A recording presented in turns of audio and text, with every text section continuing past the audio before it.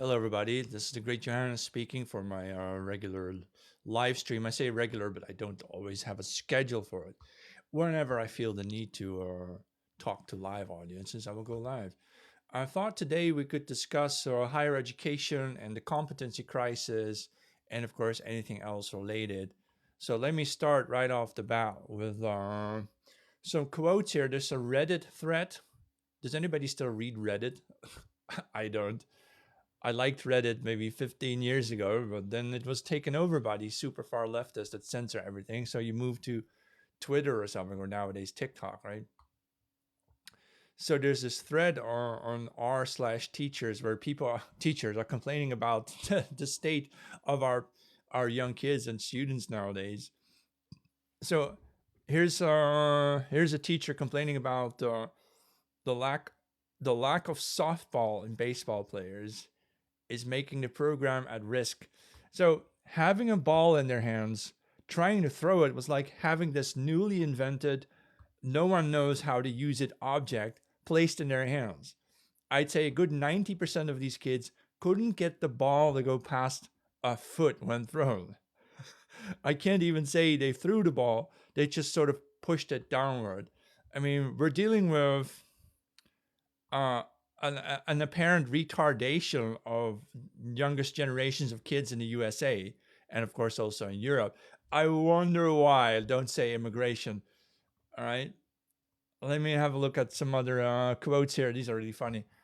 Every year, a teacher says, I have to review how to hold a pencil. Many students just make a fist around their pencil and use their whole arm to scrawl. Teacher teaches middle school. Can you believe that? Uh, Here, do they break the pencil as soon as you give it to them? Apparently, there's a breaking problem. Do you have to give one to them because they never have their own? And if by chance they did, they probably destroyed it. They're so destructive nowadays. Kids nowadays are very destructive. I wonder what kind of kids are being so destructive nowadays. I really wonder, right? The wanton destruction of class supplies, breaking pencil after pencil, cutting glue sticks, tearing up the class tissue box. It drives me up the wall, says another teacher. And another one says, like, this year's class of kindergartners does this more than any group ever. It's infuriating, and I spent all year trying to fix it and failed. One kid will look me in the eyes and eat my crayons. It's insane. Yeah, well, turns out less than 50%, 45% of the kids under age 10 are nowadays white in the USA. You're basically a minority in the latest generations. And that kind of suggests that the competency crisis is not only real. I mean, competency crisis would be you have the same sort of people losing competency, but now you have new kinds of people who have never had such competencies who are unable to attain them. So you're importing basically. I actually commented under this. I said something like, these descriptions don't sound like the descriptions of human beings, more like chimpanzees, right? And that's just how it is.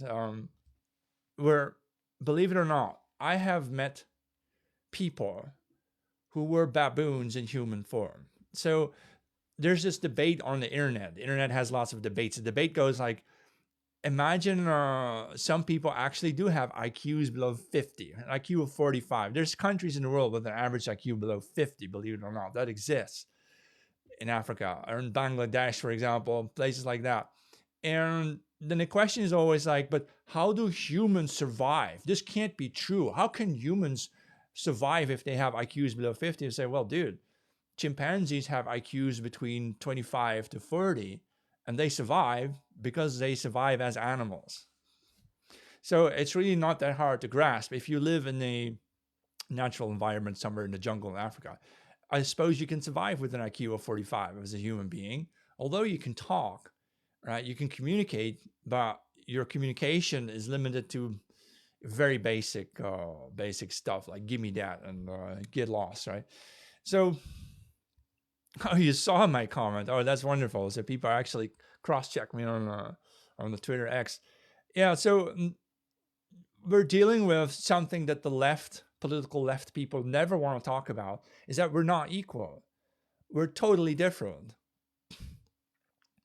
And I suppose it's only normal for the intelligent people to be a minority among others. So I've said this, that you know what the Jews are to us? They're like a smaller but more intelligent minority living among us.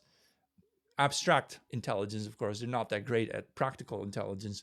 But then that's us as well. The white people globally are also a more intelligent minority among a far larger swab of people with lower intelligence. Right? And don't tell me that the Chinese are smarter than us, because they're not. Research from December 2023 that I remember by Brian Pesta et al. They checked the IQs of Asians, Chinese people living in Britain, and they scored 98, whereas the white English scored 100. So no, not smarter than us. It's just that in China, the people taking the IQ test tend to be college students. So they are smarter than the average white people, obviously. College students are smarter than average, right? Hey man, how are you? Yeah, I'm doing fine. I decided to do another live stream today. So let's talk about things like the competency crisis and other stuff. Yeah, someone asks me, oh, what did I, after PSG won in France, there were riots. Yeah. But I suppose Russia isn't stupid and they know how to fuel those riots. They're not all organic, you know? Because haven't you noticed? It's the same theme over and over again. They riot, and then they start robbing these luxury stores or luxury bags and so on, luxury electronics. But they did that in London. They did that in several other cities as well, in the USA as well. It's a program. Of course, the minorities living in our countries can easily be used as an enemy hostile force coming after us to attack us. Eh? And of course, Chinese special services and the Russian secret services, you bet they are behind causing riots in our countries, which is just another argument to close the damn borders finally. So today, someone in the UK said, some high up person said, well, the United Kingdom, I think the Secretary of Defense of the UK, United Kingdom, said, we've lost control of our borders. No shit, Sherlock. You lost control of your borders like 30 years ago. You never really did anything about it. You seem, this is wonderful, wonderfully strange, isn't it? You have these NATO people, right, who are extremely smart at doing secret operations inside Russia. Today they did like a drone bombing some airfields in Russia. Maybe even a submarine went up in flames. And at the same time, they can't what? They can't stop rapes in their own country. They can't stop crime, murder, violence, robberies in their own countries, right? Where are your goddamn priorities? Why don't we make our places nice to live again, and then we can fight the whole world? You think I have a problem with war and fighting the world? I don't care. I thought maybe we just figure out that the real front line is right here in our suburbs. You know, between the suburbs and the city centers, there's a front line between, you know, the white suburbans and the non-white urbanites, the urban centers. All right, why not tackle that problem first and start? I mean, these riots are an awfully welcome commercial advertisement to reinstate fascist rule in Europe. I mean, what else are we supposed to do? What else are we supposed to do? We're supposed to allow these riots over and over again and all the rapes and the crime and just let it happen or something? I find that bizarre. Like, what are we doing? You know, this doesn't make any sense here.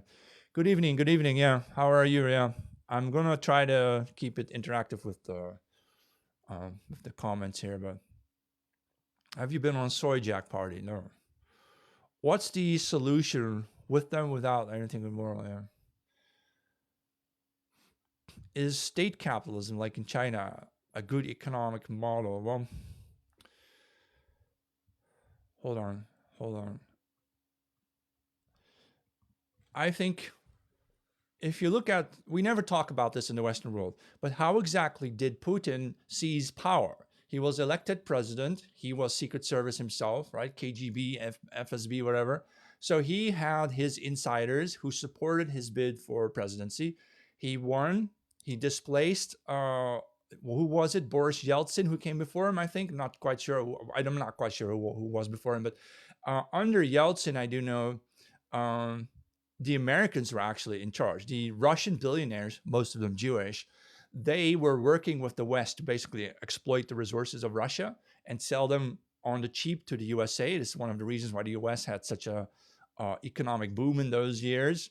And then Putin comes to power, and the first thing he does is, after election, he gets like 21 of these Russian billionaires, like I said, most of them Jewish, and he gets them on their knees, basically telling them, you can keep your wealth, but from now on, no more exploitation of Russia. You're going to basically pay your taxes to Russia. You're not going to sell anything on the cheap anymore, right? There was one of these billionaires who refused to go along with this, and Putin simply arrested him, seized his assets. I think they deported him or whatever they did. But the state then confiscated most of these billionaire operations. The state co-opted the billionaires' corporations. So imagine that. Imagine the state now saying to the corporations, you will do what we tell you to do. It's very different. It's the opposite in the West, right? In the United States, it's the corporations telling the government what to do. In Russia and China, it's the government that tells the corporations what to do, and they call that communism. But I'm not quite sure what is what, because Russia is very much a capitalist system in itself. It just won't allow exploitation of its people and its nation, right? Whereas in the Western world, look at what we're doing. We're castrating our kids with the LGBT shit, right? We are hold on, yeah, we are basically we exist at the whims of the corporations and their need for profits. And that means we are being controlled by small families, right? The ownership families, the ones who own the big corporations. And how are they helping us? They're not helping us. You know? So I thought that was very interesting. Like, what about, someone asked me, what about phalangism? But all these isms are a bit too peculiar. It's, in essence, it's about doing what is right again, but that requires some sort of moral foundation that you find in religion. And so I would be for turning Europe into a sort of Christian Sparta, where the corporations can exist and can operate in a so-called capitalist manner, but they will serve the interests of the long-term survival of the people and not the short-term profits of the elites. So I'd say you can't really solve inequality in terms of financial inequality. I would say to the billionaires of Europe, you can keep your money, right? But we're not going to do LGBT anymore, and we're not going to do mass migration anymore. And if that means you have fewer customers, then so be it. We're just not going to do that anymore. We are not going to genocide ourselves just so that, you know, stock price go up, GDP go up. GDP is just such an awful measure to measure the well-being of a state. That's not what it is. It should be something like GDP divided by number of kids that natives are having. I don't care about immigrants. We measure how well are the native people doing, and we set goals for them. Our goal would be to have replacement level birth rates, so that they need to go up a little bit more. They're at 1.6 or so in Europe. Needs to go back up to 2.1 for the natives, right? And it's going to be about, we don't care about how many vacations you can have or how many cars you can own. That's not what life is about. Life is about, do your sons have an opportunity to become successful and competent through acquiring skill and competence? Are they rewarded for their merit, right? Are the women able to have families and stay at home if they don't wish to work, because they shouldn't be forced to work, right? Is there a sense of community? If you have a local street, a neighborhood street, is there a sense of community? Like, do people know their neighbors' first names, right? Do you even ever talk to them, right? Those would be sort of the measures that we start looking at instead of just GDP line go up, right? That's just such an incredible waste. Yeah. It just doesn't mean anything anymore, right? All right, I'm going to go through your comments a little bit. All right. All right. How can Europe transform into a better state at these times? So I was thinking, in the European Union, as it is, you must have a trench of disgruntled bureaucrats who also don't want to go along with all that LGBT stuff, but they feel they have to because of their jobs, right? And I think ultimately what you could try in something like Europe is find out the disgruntled bureaucrats, find out the old aristocracy who still care about things like morality and so on, right? The conservatives, right? And then get the people on your hand to put new leaders in place, right? You know, I live in Europe. I live in the Netherlands, and it does feel like our democracy does not decide a thing at all. What happens in our country, it's all decided by NATO. I feel NATO, the Pentagon, World Economic Forum, perhaps those kinds of parties truly decide what goes on in Western European countries. Brussels takes its orders from NATO. It feels like we are already living in a military dictatorship, but it's a military dictatorship with soft gloves, right? Soft glove this dictatorship, right? But they will silence you and come after you if you know too much or if you say the wrong things, right? And that's, I think, something I wish we could change. It's like, again, it's not that I did dislike NATO or something or dislike war. I'm not a pacifist. I dislike that we are sacrificing ourselves and our children and our future for the sake of profit. So we're fighting Russia, not necessarily because they're going to make our kids gay, because that's what we're doing to ourselves. Get it? So we're fighting Russia because we want their resources for the cheap and we don't want to pay for it. That's basically the whole reasoning of the West to go to war with Russia. They got a ton of resources and we want them for free. Okay, that's why we're waging war, because the cost-benefit analysis said that we can spend a gazillion trillion on warfare and make money doing it. Okay, that, I find it so disgusting that we have to suffer such a reality. It shouldn't have to be that way. We could have a bit more religious, moral society that would fight for the other things as well, right? You fight for the health and well-being of your people, for your spiritual guidance, or to have a sort of spiritual purpose to live for, something that everybody understands. This is why we are here on earth. This is why we exist. That's totally lacking in the West. People have made the economy their religion, and money is like a sort of religious process you have to go through to prove yourself worthy or something, to become a billionaire or something. Everybody wants to be a billionaire, right? Yeah, I don't know. This is hard to explain sometimes. Like when you dig into these things, there's got to be more than just material life, right? So, have you ever visited a factory where working class people work with their hands, or something like a storage magazine or something where people have to move a lot of boxes around? I noticed something that I observed these lower class, that's how we call them, lower class, working class people working with their hands, moving boxes around, sorting things out, ordering things. And you notice that these movements with the hands, like pushing, pulling, and grabbing, is a sort of substitute for what we used to do in the past, namely picking berries. Get it? Or picking potatoes out of, or pulling potatoes out in Peru or somewhere, right? Or finding your apples and so on. I mean, do you understand what I'm trying to explain? It's this movement of grabbing, which is how you used to get your food. Now you have to move boxes around because that's how you get your money to buy the food. So it's very interesting how humanity evolved. Of course, the modern world is not as modern as it appears. Appearances are one thing, but the logic behind it is something very different. So ordinary people who work with their hands, what are they really doing with their hands, right? It's a substitute for hunting and gathering, right? So that's what I'm trying to explain. It doesn't always have to make sense. Yeah, they call it order picking. Exactly, that's what it is. You pick your orders. Now you get money by proxy. It's food by proxy, basically. Yeah. All right.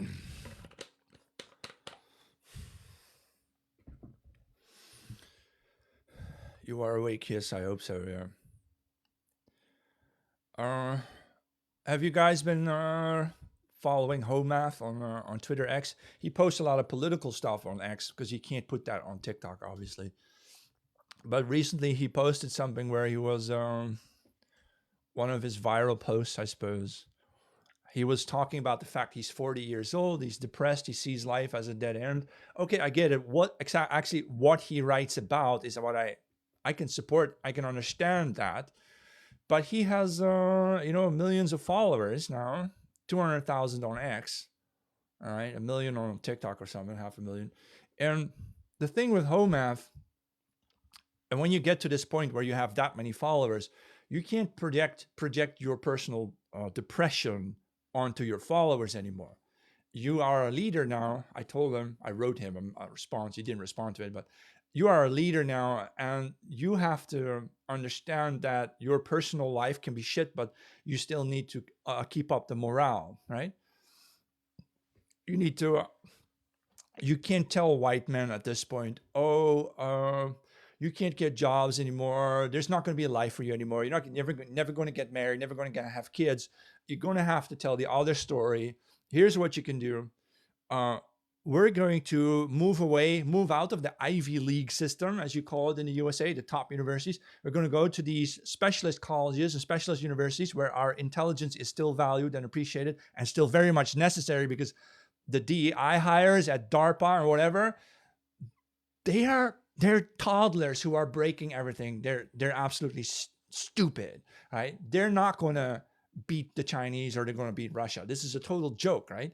We still need our top people, and it's going to be white guys who have an extreme practical intelligence. Even more than an abstract IQ intelligence, we have practical intelligence.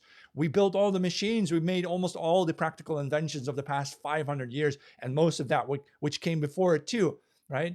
And don't tell me the Chinese invented gunpowder, because the Europeans also, independently from the Chinese, invented gunpowder. It's not like we are lacking in something that we need to steal from them, right? It's up until now, even though the Chinese are extremely advanced, they copied everything from us, and they're still copying from us, right?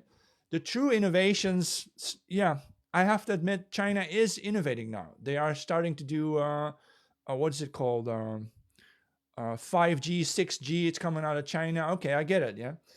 But what is crucial here is that it's the white man. If you put him in the right environment, he's going to come up with new solutions and technologies, working with the physical real world to transform it into something that we master.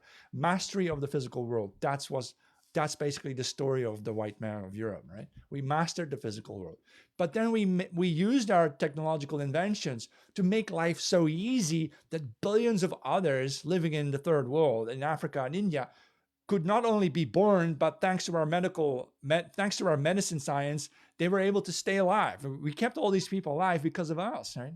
Did you know this? Before colonialism, the black people in sub-Saharan Africa, they had such a vast pandemic of STDs, sexual transmittable diseases, that's the reason why their birth rates were very low. They had basically just replacement level birth rates, nothing like the 7 kids per woman we see today in the places like Ghana or something, right? They had very low birth rates because of the STDs. The STDs they had were so bad that you couldn't cheat.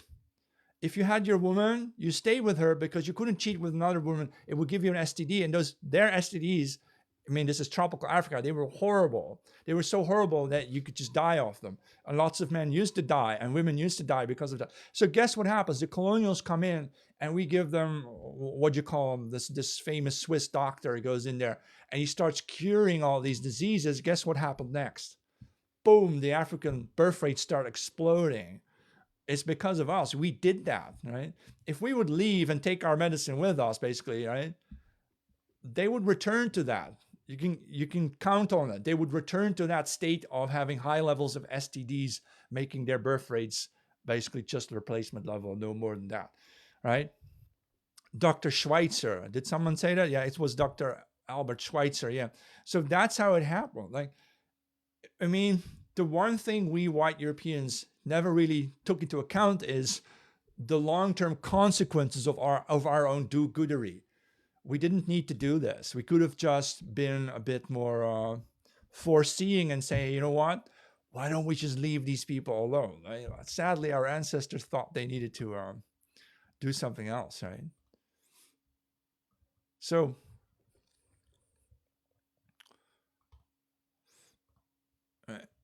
goodbye. There's some people in the comments that I would just block them. I'm not going to debate people.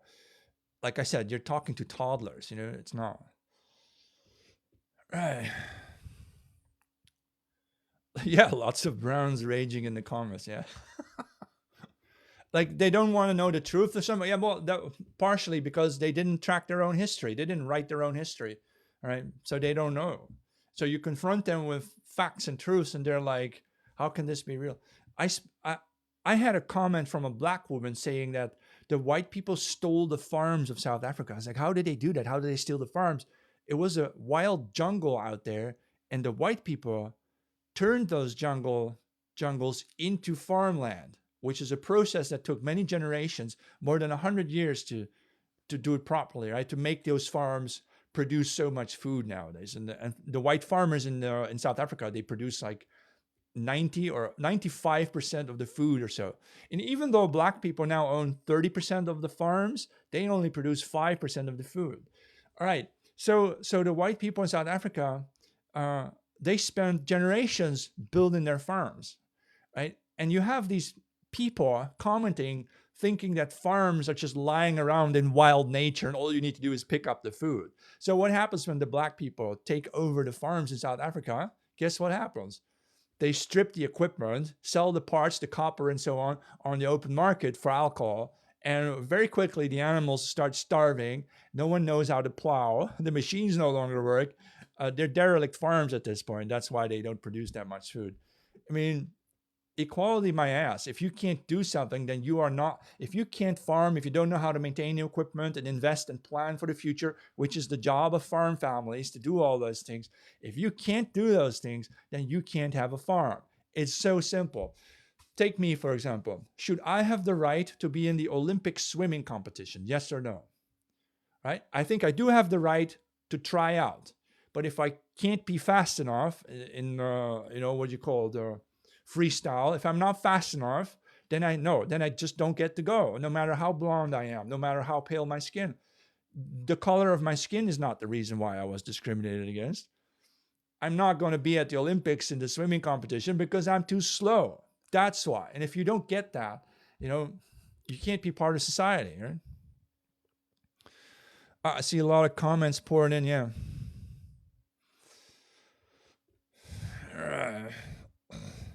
They just ruined the live vibe. Yeah. I'm glad there's still someone on here speaking the truth and not censored yet. Yeah. Yeah. Hayes says this. Yeah. There's been a, what do you call it, a ban wave recently on TikTok. Some of my friends, I mean, TikTok friends that I follow back, they were all banned, but they come back. We have the habit of getting used to the fact that we're being banned, and then we just come back with a new account. And interestingly, although the TikTok censorship is extreme, the TikTok algorithm tends to bring people back to the accounts that were lost. So you very quickly find your friends again. Thanks to the algorithm.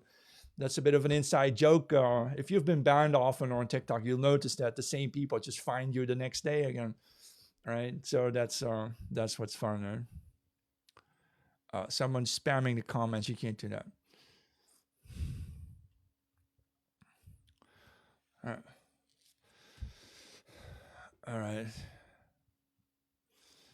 All right. So Rhodesia and South Africa, right? So your civilization has failed, and that's why you're full of hatred. I don't know. I think you're full of hatred, and you never had a civilization, so that's why you're mad, right? No, the topic I started with in the live stream was about the competency crisis in the West because of immigration. Uh, we have just too many people with no skill. The United States today has a shortage of electricians and carpenters and stuff like that, and plumbers, which is odd because in the past 30 years they had like 50 million immigrants and they can't do plumbing. They can't do electricity, wiring your house. Hello? That's odd. Like we were talking about this earlier, but teachers around the USA are noticing that the new generations of 5-year-olds are so bizarrely incompetent. They don't even know how to hold crayons. They don't even know how to tie their shoelaces. Even at age 10, they can't tie their fucking shoelaces. Like we're starting to notice that the people coming in uh, are never going to take over our societies. They're not going to colonize us, right? That's just never going to happen. At best, what you'll see is you'll have like a communist black elite, like in South Africa. You have these ANC leaders who are billionaires, they're millionaires, right? Who don't care about people, they just exploit their nation. They want to do that in the USA, maybe, right? But but then there's another problem, something I often refer to. It's always the black people demanding the right to live among us and have jobs in our economies. But if the blacks take over, we won't be doing that. Look at South Africa. The whites are leaving. But the problem is that white people in the USA, white people in South Africa, they pay 80% of the tax income to the state. If the white people would pack up and leave, South Africa would be bankrupt in 24 hours. They would have no more income, no more productivity. If you hate your productive population, you won't survive. But white people are the productive population, right? So in the United States, I think half of the people on welfare are black people, African Americans, but they're just 12 or 13% of the population. So they're way overrepresented in terms of living off welfare. And one reason why they live off of welfare is the lack of skill and competency. They just can't do any jobs. They can't even be truckers or something, or be a plumber or a carpenter. It's too much skill. They can't do it. They can't fucking do it. Right? This is why you see the whole black culture in the USA is geared toward their rap artists, right? They got their rap music scene and their gangbang shit and their golden teeth and their stupid golden chains, right? That's their culture because that's what they're good at. They're good at dancing and singing, but don't expect them to fix your bathroom or something, right? There's just a shortage, right? It's all these things that we never want to talk about, but you observe them, everybody understands them, right? Everybody knows about it, right? There's maybe it's almost mysterious as a concept, the concept of competence, that you have to be good at dealing with the physical world. We spoke about this earlier, about mastery of the physical world, which is the great talent of white people, white men in particular, right? We acquire these intricate skills, get real good at it, and that is why we have power, right? That is why also we made the mistake, of course, to build cities with central heating and supermarkets. We made life so easy, right? The Chinese didn't invent supermarkets. We invented supermarkets. We made life so freaking easy that too many people can now depend on that, who don't add to the system any longer. At that point, you have to decide, when are you going to pull out? When are you going to say, screw you, let's leave? We can't do this, Yeah, rap music is absolute crap.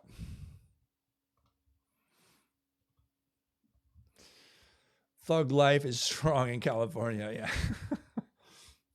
Yeah, if you're brown, just leave this life. Why are you here? I made the mistake once to care about the Africans for a while back, last year or so. I was making a couple of TikTok videos about what Africans can do to help themselves, and all you get from them is absolute. So it's a positive video. I'm explaining, look, you can do, like, build a railroad between Ethiopia and Nigeria, things like that, cross continental railroad, right? And all you get from it is nothing but anger, hatred. Like, it's like you're talking to angry 3-year-olds, man. Nothing but hate and shit, right? And then they accuse me of being full of hate. I'm the one smiling. See, no, it's just weird. I made the mistake to care about them a little bit. I thought maybe we can just help them in their continent, and we can just make things better for them, right? But then I realized, wait a minute, we've been doing that for 100 years at least. And with development aid, we gave them a gazillion, trillion dollars in Marshall Plan, 50 Marshall Plans worth of development aid to Africa, and they still can't do it, right? It's still absolute shit. And they say it's because we steal their resources. Most of their resources are still there, buried in their soil. They'd have to dig it up. When Europeans arrived to Africa, we brought pickaxes and shovels. Sub-Saharan Africans did not have those pieces of equipment. They'd never seen a shovel or a pickaxe before in their lives. They were digging shit out the soil with their bare hands, right? Like the rats that they fry on a stick and eat them, that's just not what we do in Europe. We use technology. Like I said, we're the masters of the physical world, masters of technology. Right? Yeah, no joke. Average IQ in Africa is around 71. It's no joke. Last year, 2024, believe it or not, German researchers published this, right? And they published about the IQ differences between the migrants coming to Germany and the indigenous German population. And they concluded the following: the average migrant from Africa or the Arab world, average migrant, had an IQ of 85, but the average IQ of the countries they were from was 75. So the refugees coming to Europe are their smart ones, believe it or not. Can you even fathom this? The refugees, the migrants coming to Germany are their country's smart ones. So the smart elite, IQ 85, comes to Germany. What happens? Now they have to compete against the average German with an IQ of 100, which they can't. You see, in their country, a country with an average IQ of 75, if you have an IQ of 85, you are someone with status. You are a smarter person. You are someone who knows how to dress well and tie their shoelaces, right?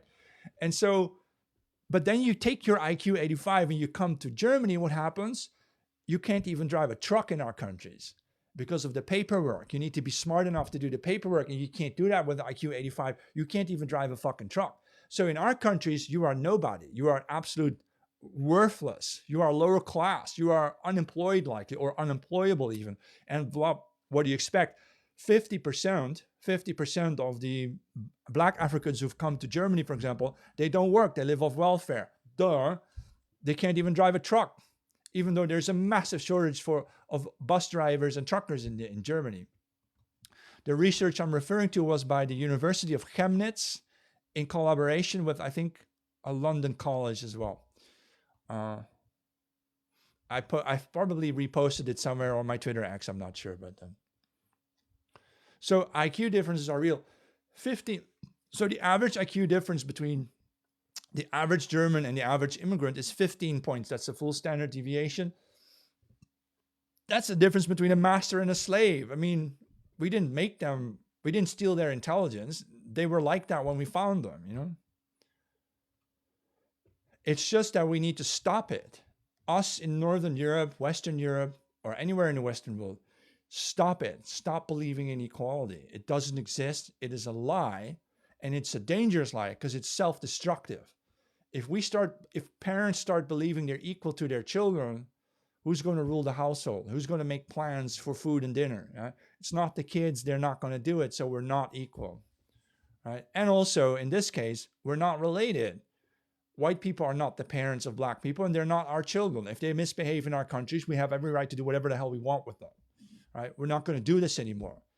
It's a mistake. It's been a dangerous mistake because leftist white people thought they could use education to make the immigrants equally smart, as though education is nothing but memorizing everything. Right? Just memorize everything and then you'll be just as smart as everyone else. No, it's not about memory. It's about an understanding of what you are doing so that when you're confronted with a new situation that you haven't been in before, you can figure it out on your own without having to be told what to do. That's what intelligence is. It helps you live your own life, basically, right? Without having to follow the rules. You can actually also understand sometimes the rules are wrong, right? But you can only master that if you're smart enough, right? Look, you're from Germany, Leroy Jenkins. You can elaborate. Yeah, feel free. You know, I'm going through your comments. Right? Trump's IQ is not 50, so that's a silly comment. Why did you even make the comment? Right? Why did you post that? Right? In Canada, people from India can't drive your long haul trucks. The Indian trucking company cheats. Yeah. Well, if you're used to the traffic in India, then you need at least a year or so to desensitize yourself, I suppose. When you come to Canada and you don't understand that our traffic rules are a bit more intricate. Yeah, I've heard stories of an Indian fellow on a truck or something killed some people, and then he didn't bother to help them because his turban flew off, and he went to go fetch his turban. He didn't care about the people. Stories like that should cause a ton of outrage, and I'm sure they do in a private setting in people's living rooms, but it needs to be public.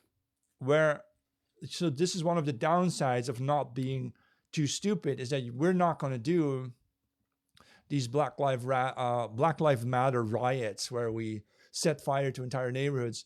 We still care too much about the infrastructure that we don't want to destroy it, right? Even if it's all unfair, we still care too much. That's our weakness. We are too loyal to all of it. We don't need to be anymore.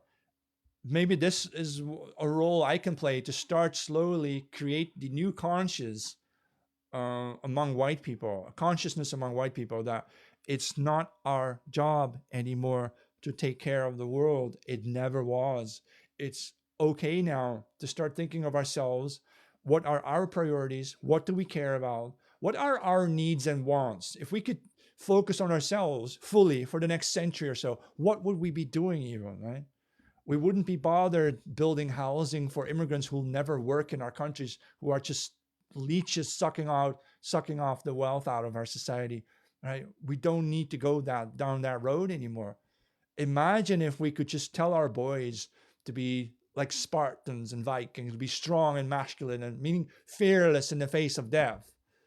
I think it was Saint Augustine who wrote this, that the definition of masculinity is, are you or are you not fearless in the face of death and pain and so on? Something like it. Maybe I got it wrong, right? So are Southern Europeans white? Southern Europeans in Europe, we call them Southern Europeans. So I'm from Europe, and clearly the distinction between Northern Europeans and Southern Europeans is that we can see that they're different. Although there's so many Spaniards in Spain who look perfectly Aryan, but slightly darker with black hair, but their facial structure is just totally Germanic almost. Yeah. So it's not about skin tone as much. It's about, the North Europeans see themselves as separate from the Southern Europeans. And that distinction is just there, has been there since forever, since the Roman Empire obviously tried to subdue the Germanics and the Celtics of the North. So yeah, that distinction is always there, right? Because in Europe, it's not just black or white. It's more about butter people versus olive people, beer versus wine. The North Europeans drink beer and they eat butter. The Southern Europeans, they have olive oil and they drink wine. So we are culturally also quite distinct because of, everything going on, right? Here, someone asks, like, if you and a black man have the same opportunity, you would be tailing him. No, I would not be. That's the whole problem, right?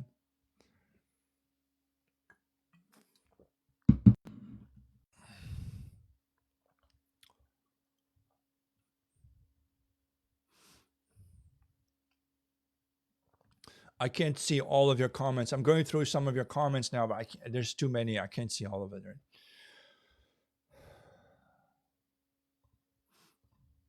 Nick Fuentes is controlled opposition. He's a Fed. You're not loyal to Canada. Well, good for you. Yeah, we can stop being loyal to these places because they don't serve us anymore, right? If it doesn't serve our interests anymore, we can quit bothering being loyal. If Indians become a majority in Ireland, will we become a lower caste of people to them?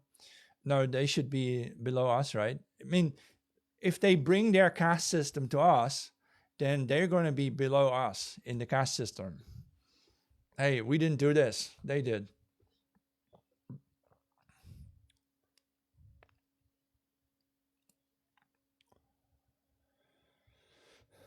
All right. Johannes, can you please tell the audience what the driving test in India needs to pass? I don't think they need a driving license. You just need to survive the traffic. So, all right. Just give him money. No, yeah. I think you buy your license off of the internet there, right? I'm not avoiding addressing the Jews. It's just that you can't talk about it on TikTok. They'll ban you, right? I've spoken about it many times. You can go to my blog at jmk.info.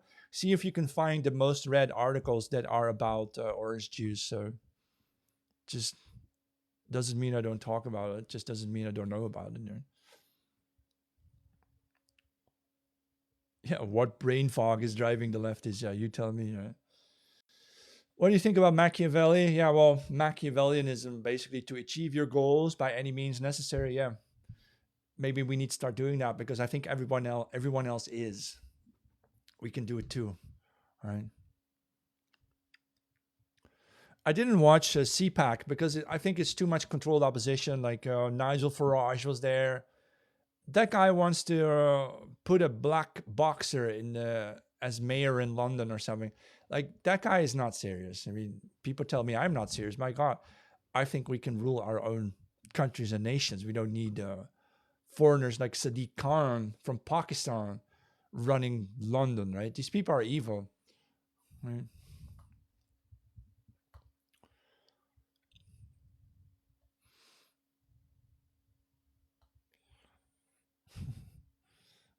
What do I think of East Asians? Well, that's assuming I often think of them. I don't really think of them very often. I think of all the non-white cultures out there, the only one I can kind of identify or have some affiliation for is the Japanese. Yeah, the Japanese culture is something I would I would have respect for. Yeah. And I've been to China. I traveled to China. Of course, I was impressed by the size of China. I've been to Beijing, Qingdao, Shanghai, and Hong Kong. Of course, I was very impressed by their cities, big cities, right? Especially Shanghai along the Bund River. I'd say Chinese people have a skill of organizing themselves in a very large scale, but that doesn't mean it's compatible with the West directly.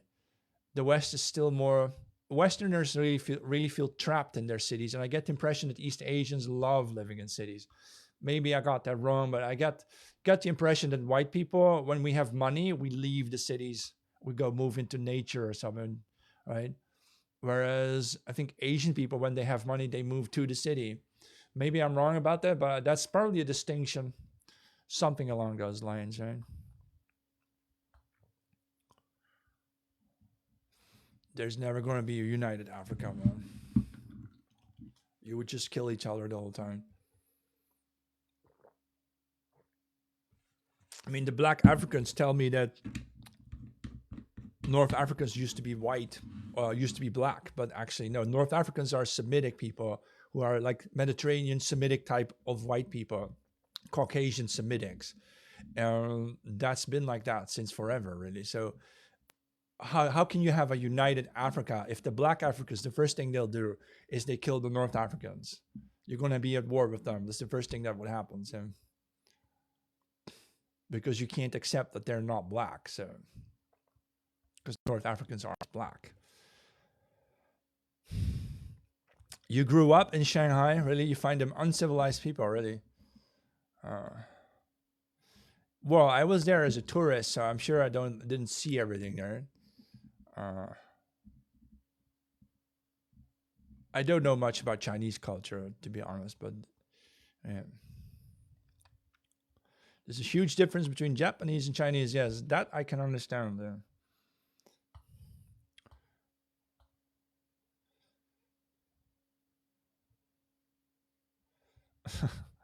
You can relate to the Japanese, but the Chinese are loud, messy, and rude. Yeah, maybe. Huh? That's interesting. Huh? It's a difference in different civilizations. Is the replacement of Europeans to do with genetics or cheap labor? It's just cheap labor. Like you can pay an Indian less and treat them worse, and they'll accept it. That's why. It's just for the global competition. So I understand that if we want to change anything about our situation for us, our people in the West, we need to somehow upset the global economic conditions. We need to somehow um, figure out how are all the global interests tied together and what can we do about it to either change the configuration or blow some of these connections up so that we can then liberate ourselves from having to work in the service or to exist in the service of the global economy and go back to having our own national economies where we focus more on talent and competence, get good at what we do again, and compete on that basis, on the basis of how good we are at something with the rest of the world, rather than to be servants of the world, as which is what it feels like nowadays. We're just servants serving a global machine. You know, that's not healthy. It's not what we need to do. All right.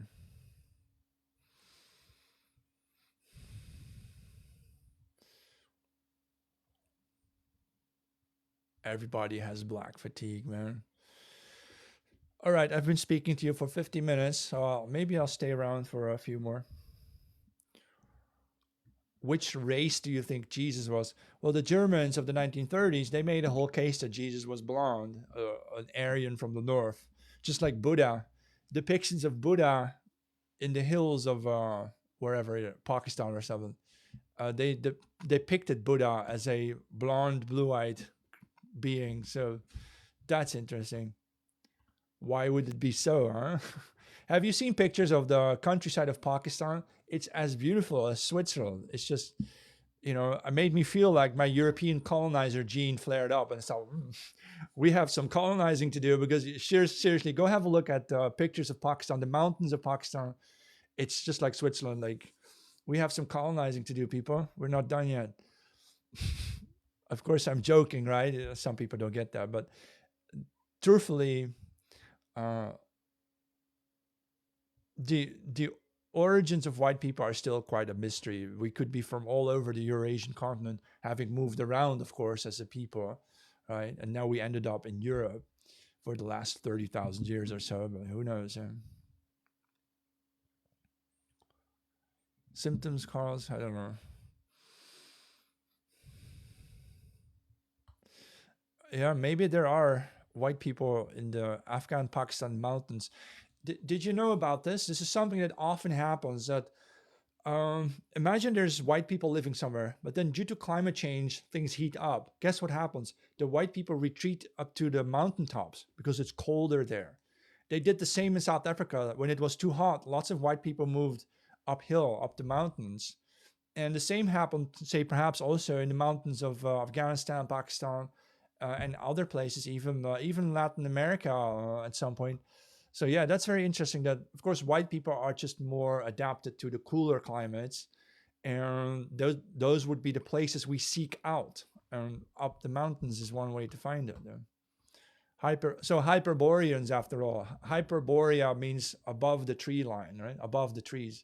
So we are Hyperboreans in the sense when things get too hot, we move up the mountains above the tree lines, right? Uh,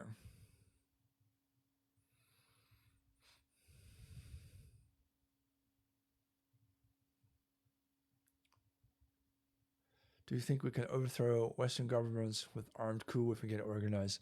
You can't talk about that. You go to jail for that where I live. So,